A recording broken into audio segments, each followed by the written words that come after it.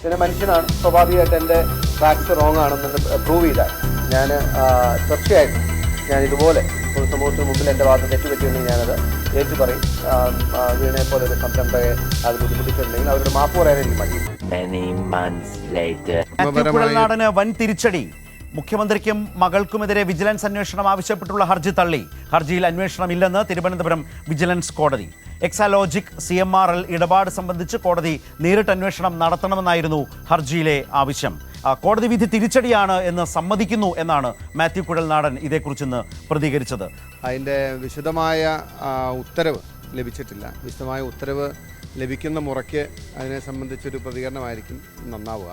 നിയമപരമായൊരു set ബാക്കാണോ എന്ന് set ബാക്കാണ്, ഒരു നിയമ പോരാട്ടത്തിലൊരു തിരിച്ചടിയാണ്. പിന്നെ മനുഷ്യനാണ്, സ്വാഭാവികമായിട്ട് എൻ്റെ ഫാക്ട്സ് റോങ് ആണെന്ന് പ്രൂവ് ചെയ്താൽ ഞാൻ തീർച്ചയായിട്ടും ഞാൻ ഇതുപോലെ പൊതുസമൂഹത്തിന് മുമ്പിൽ എൻ്റെ ഭാഗത്ത് തെറ്റുപറ്റിയുണ്ടെങ്കിൽ ഞാനത് ഏറ്റുപറയും.